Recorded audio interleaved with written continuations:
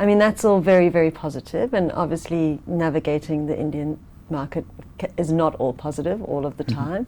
Have there been any times in your long career and with this experience that you've maybe lost a little bit of faith in India, or any lessons that you have learned? I know as a team you have a great,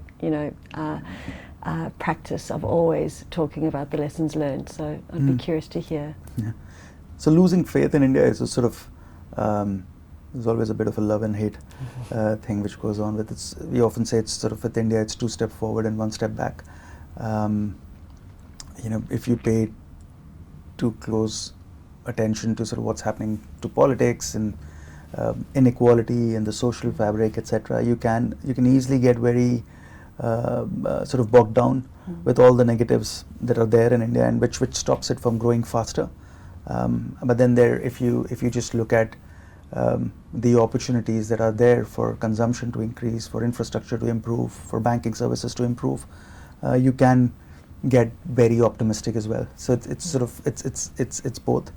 The mistakes which I've made many mistakes over my career, and I have found that whenever I have, so I talked about what I look for in companies, and that is my broad sort of investment philosophy. Whenever I have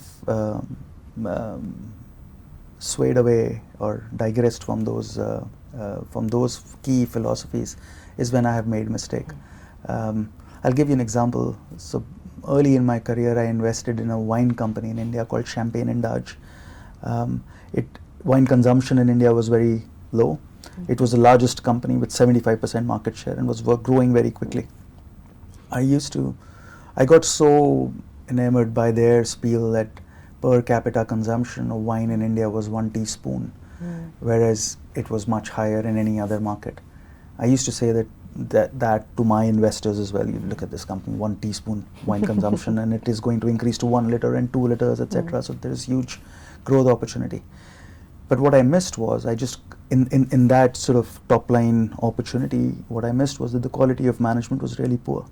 And they were making sort of acquisitions, they were not very aggressive, and the return on capital employed was just not there. It was very low. The working capital was very high and the business was not generating any cash.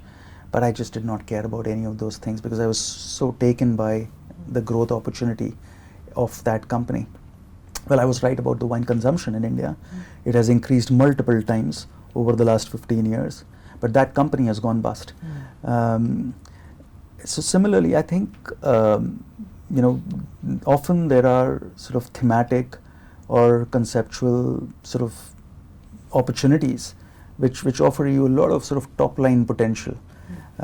But whether those are good investments for equity holders or not is often not true, and people forget. Whenever there is such theme playing, there is a lot of momentum behind it, and there will always be sort of a number of reasons to invest in it. But more often than not, those are mistakes.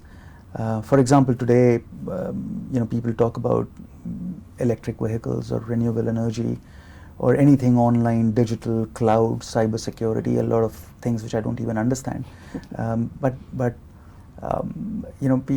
feel, people talk about these companies as in, this does this, and then everything else is secondary, quality of management or return on capital, etc. What it does is the most important thing, and it should do well.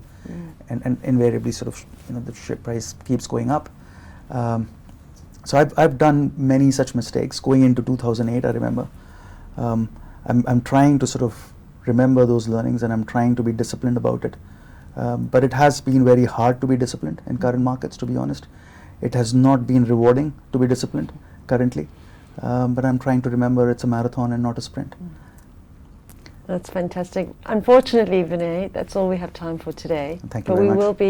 We will be coming back for part 2 in the series, and we're going to extend on this theme of opportunities or the impacts of COVID-19 on the Indian stock market, and very much look forward to chatting to Vinay in that next session. So please do tune in again. Thank you for joining us, and I hope you're keeping well.